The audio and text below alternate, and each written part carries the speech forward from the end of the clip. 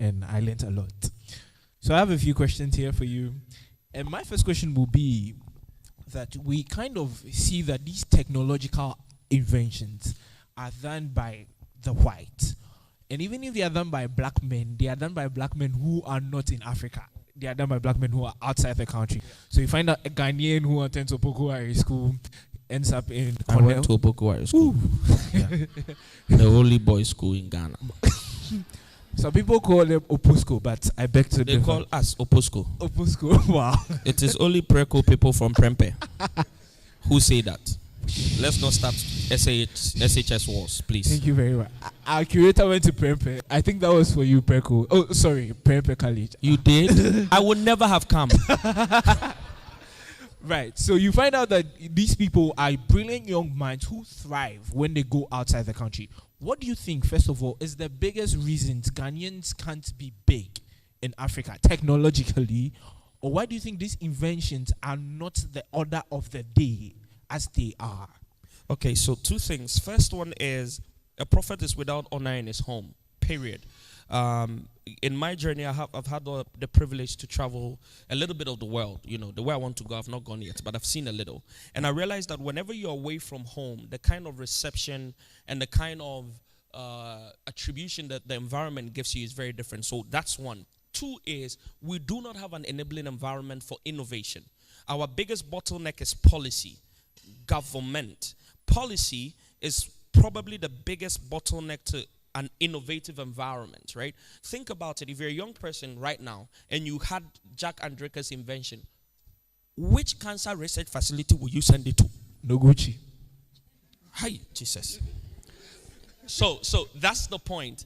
I think the third thing is by some element of design, those guys who came here took our resources and then we have to go to them, made it such that their environment favors it. So if you look, there's a very systematic, if you look at every single government, take the time, go through every European embassy, American embassy, all of them have a program that takes the best out of here, either in the name of leadership, science, yada, yada, yada, and take them there. When they go there, they give them a taste of something they will never have here. And that's what happens. Those who are very conscious of what can be done in Africa, go there, gain the knowledge, come back. Our first speaker did that. Come back and come and impact. So it's a big monster. It's a multi-headed dragon that you cannot slay at once. The reasons could be many, but these are the few I've noticed as to why people want to leave. All right, thank you. Now, my second question, actually, and I'm still waiting for the question from the audience, will be that we tend to have so much information, yet when it comes to execution, especially when you want to be great, the execution bit is a bit difficult or never happens at all. So in a quick, let's say, brief session, crash course, how do you execute an action plan? Okay, so this is where nobody will like me, and that's why I came with my boys. Please be ready. Immediately we are done, we run. Okay, so first off, I think a lot of young people are too entitled. And that should stop. The way the universe is in and of itself, there's something called entropy. Now, immediately you come into existence, you start decaying. So naturally, any form of progress is a form of struggle, right? So execution will never be easy. In fact, no matter how passionate you are about something, execution is still stressful. I know people who absolutely love music, but when you have to rehearse 50 times before a big show, it can be stressful, right? So the first thing is there needs to be a mindset shift about not wanting things easy. No big thing happens easily. You can ask the man who put this event together. It is never easy. The second thing about execution is oftentimes it's better to imagine the end and then reverse engineer, right? Once you can see the end, it's very, very easy for you to then come back to the front and say because, and this is probably a biblical principle. The Bible speaks about the fact that Jesus, for the glory set ahead, endured all sorts of, I also know the Bible a bit, you know. I'm a child of God. I'm not going to hell. So that's a very good principle. That's something to take from the life of Jesus. Go see the big picture, reverse engineer, and work it from there. The final thing is, guys, and let me probably look into eyes and talk to you. It's very, very rewarding when you finally get it done. the dopamine reward you get inside, not even external validation, just the internal butterflies that you get from finally saying, I want to do it, I will do it, I have done it. It's so worth it that you should absolutely go through. And finally, the 99% are sheep, they're sleeping. Executing puts you in the 1%. Anybody should actually push for that. And if everybody wakes up, then we'll not have a 99 and a 1 anymore. So I think it's more a mindset shift, being very practical about your goals, and then taking it from there. Yeah. All right. So the final question I have will be about mastery. Now, I don't think we teach Web 3.0 in KNUST or University of Ghana, Legon. So I suppose that means what you are doing now, what you are engaged in, it's not something you went to the university to study for.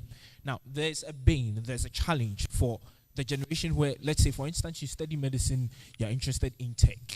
That switch where you want to go into tech and become a master of tech, to become a master of Web 3.0, where you also have to focus on your job to try and get money to sustain your interest. How then do we transition from what we are doing to what we are really passionate about?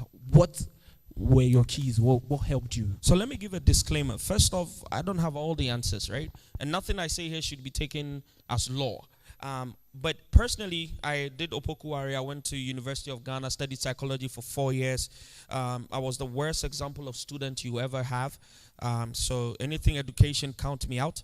But then after university, something happened. And for everybody who is still in school, I want to give you a heads up, especially if you're a guy. So let me talk to the boys now. The day you leave school, you will have a shock that will traumatize you immediately. That's what happened to me, brother. I'll tell you my story. So when I was in school, we pay 430 something per sem or per term. I don't remember. Then by the time you enter the room, the water is on, the light is on, your roommate has cooked Indomie. Wow. When I left school, I found out you pay for the water, you pay for the light. Bro, even if you rent, you buy the curtains. Ha! I used to think the curtains was there. You buy the broom and the thing. So nobody advised me. Poverty taught me sense. I realized I should have done better in school. So again, what I did is took a year off and I went to the University of YouTube. This was the early days of YouTube. I took a year of 6 hours every night on content. This is early day Gary Vaynerchuk. Early days Gary V. Used to sit there and learn entrepreneurship because we were never taught. Nobody in my family was an entrepreneur. My dad was a nurse turned doctor. All of his kids were going through medical school, nurses, I don't even know. Only me, I took left. So I went in there, went to YouTube, studied, came out. I said, I'm going to start, I'll be a speaker. I love talking, yada, yada, yada.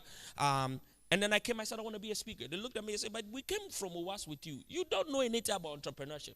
You've never built business, right? What are you going to say? I said, this business thing, they won't listen. I went back to the University of YouTube. I studied about digital marketing. It was new. We didn't even call it digital marketing. It was only Facebook. There was no Twitter. There was no Instagram, no TikTok. It was Facebook. One. Everybody in your friends, you knew them physically. There were no foreigners.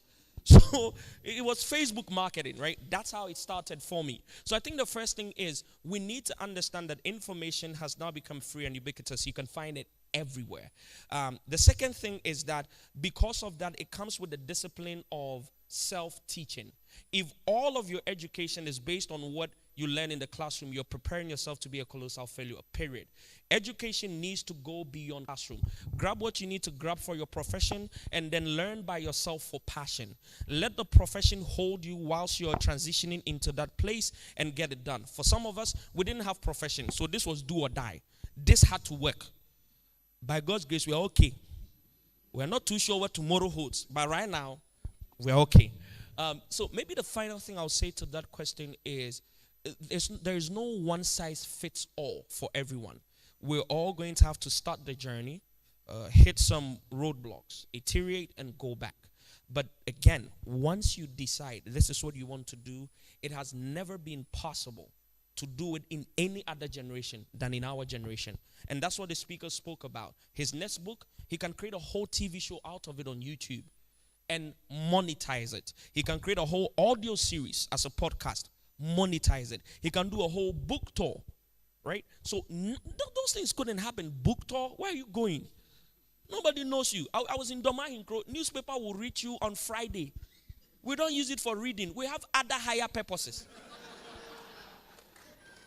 And if you know what those purposes are, you shouldn't be in this room. All right, so thank you very much.